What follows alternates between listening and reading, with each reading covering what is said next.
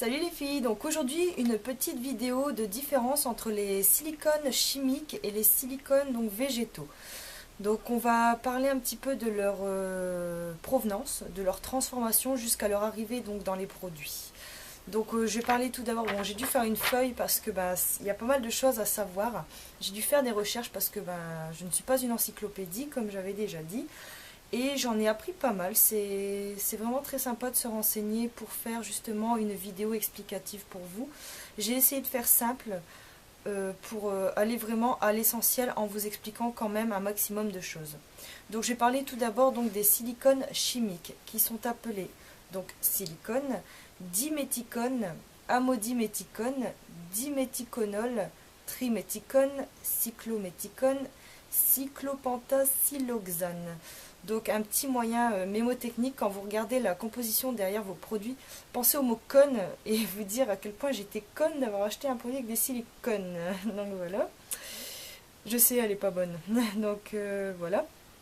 Donc silicone donc au polymère d'origine donc synthétique. Donc je vais faire un petit topo donc pour vous dire un petit peu de où ça vient. Donc le silicone est un procédé chimique donc venant du silicium que l'on trouve dans le sable et les roches. Donc jusqu'à maintenant vous allez me dire oh mais c'est chouette, c'est naturel, c'est bien. Moi-même j'étais contente. Mais se passe entre temps une transformation chimique donc du passage du silicium au silicone par différentes étapes de production et de transformation. Donc ce silicium est mélangé à du chlorure de méthylène ou qui s'appelle également dichlorométhane ou DCM, qui est un solvant chloré extrêmement dangereux qui en général est utilisé pour le décapage de bois et de métaux. Et si on en respire, donc si on respire du dichlorométhane donc pur, peut provenir la mort. Voilà, donc déjà c'est moins rassurant.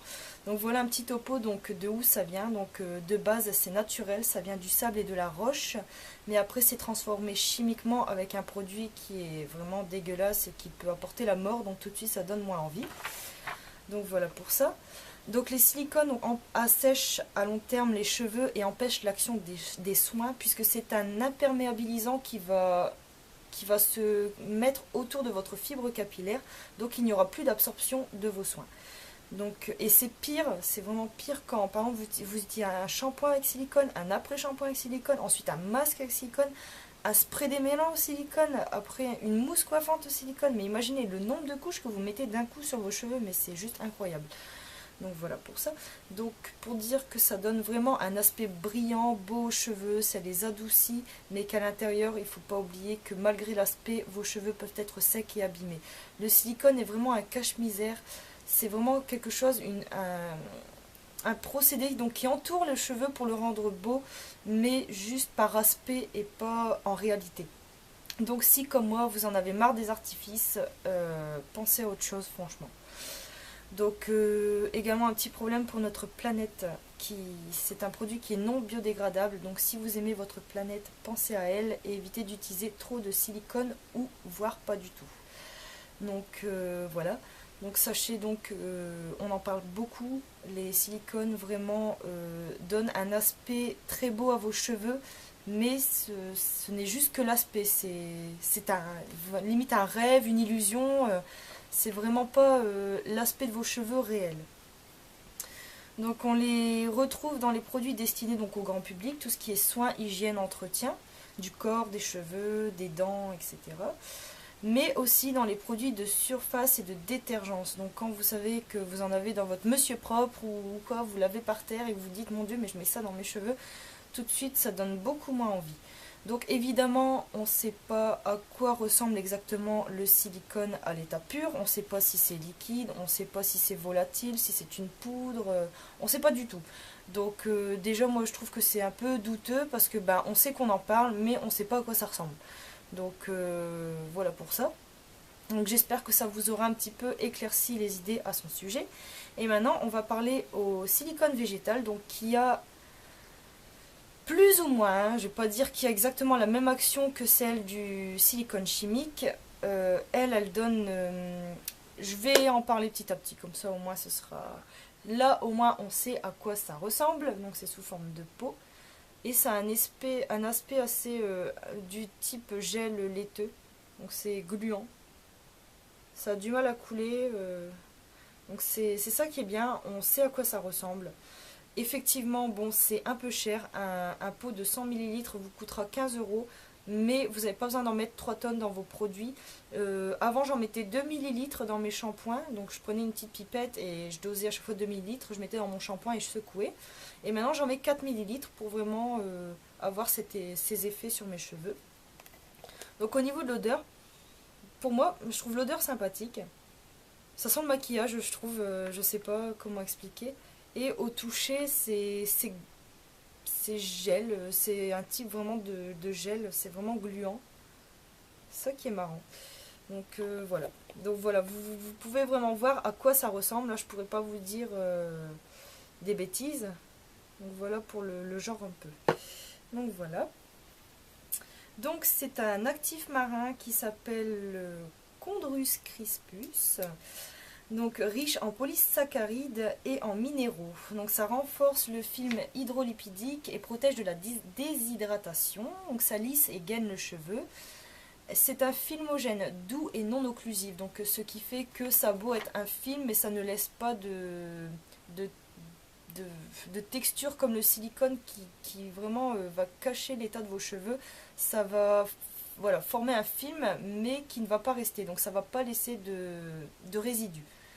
Donc voilà, donc ça vous donne les cheveux doux, brillants, lisses, fibres capillaires, ça lisse la fibre capillaire, resserre les écailles, renforce les cheveux, facilite le coiffage, toucher soyeux, etc.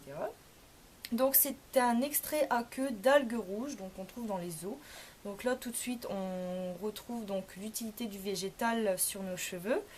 Donc également donc ça vient d'une algue, mais ça n'a pas été retouché chimiquement, donc on l'a tel quel. Donc après bon, je sais pas comment se passe le procédé pour le transformer en gel, mais ce que je sais c'est que ce gel est conservé par un actif cosmétique qui s'appelle le naticide, donc qui est un conservateur naturel bien évidemment. Donc on revient donc sur son origine naturelle. Et voilà, donc un petit peu, bon, pour vous dire la différence, c'est vrai que les silicones de base que l'on trouve dans nos produits du commerce donc, proviennent également du naturel, mais sont transformés chimiquement. Après, on n'en sait pas plus, c'est dans les produits, on ne sait pas combien de pourcents, on ne sait pas du tout exactement combien il y en a. Ici, le silicone végétal, vous l'achetez vous-même, vous l'introduisez vous-même dans vos produits et vous constatez les effets vraiment sur le long terme. Donc moi, depuis que j'utilise, j'ai constaté que mes cheveux se lissaient bien mieux. Pas dans l'immédiat, pas au bout de 15 jours, mais au bout de quelques mois, j'ai pu constater petit à petit que mes cheveux se lissaient. Évidemment, en brillance, pas de doute de ce côté-là. Ça resserre bien les écailles et on a vraiment le toucher doux, soyeux quand on touche les cheveux. Et d'ailleurs, quand j'oublie d'en mettre dans mes shampoings, je suis dégoûtée parce que je retrouve jamais le même effet. Donc c'est pour ça que j'en mets non-stop depuis quelques années. Et c'est vraiment un produit que j'aime beaucoup. Et mes cheveux ne s'en lassent pas. Donc on peut en mettre pendant X années. Vous n'aurez pas de problème de cheveux qui poissent, qui rejettent le produit. Donc voilà pour ça.